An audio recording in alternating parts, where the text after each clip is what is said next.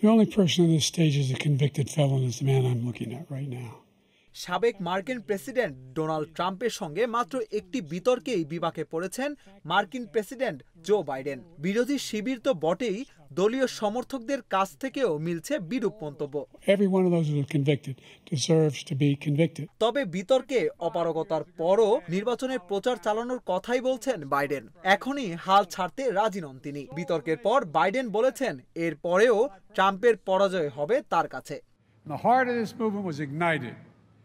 কে হবেন আমেরিকার ৪৭তম প্রেসিডেন্ট, সেই আলোচনা চলছে বিশ্বজুড়ে। নানা জল্পনা কল্পনার পর বৃহস্পতিবার প্রথমবারের মতো সরাসরি বিতর্ক করেন বাইডেন ও ট্রাম্প। সেই বিতর্কই যেন কাল হলো দ্বিতীয় মেয়াদে নির্বাচনে দাঁড়ানো মার্কিন প্রেসিডেন্ট জো বাইডেনের।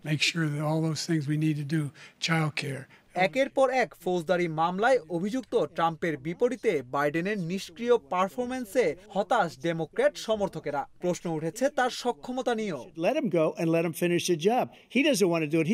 এই অবস্থায় নির্বাচন থেকে বাইডেনকে প্রার্থিতা প্রত্যাহারের আহ্বান জানিয়েছেন সংবাদ মাধ্যম নিউ ইয়র্ক টাইমসের সম্পাদক মণ্ডলী। ট্রাম্পকে হারানোর মতো সক্ষমতা বাইডেনের নেই উল্লেখ করে শক্ত বিকল্প প্রার্থী খোঁজার পরামর্শ দিয়েছেন তারা।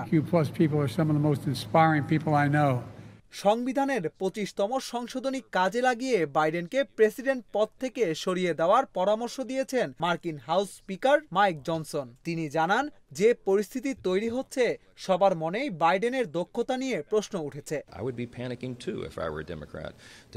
অন্যদিকে মার্কিন ভাইস প্রেসিডেন্ট কমলা হ্যারিস জানান এক রাতের বিতর্ক দিয়েই নির্বাচনী ভাগ্য নির্ধারণ করা যায় না। তবে বিতর্কে বাইডেনের পারফরমেন্স হতাশাজনক ছিল বলে স্বীকার করেন তিনি।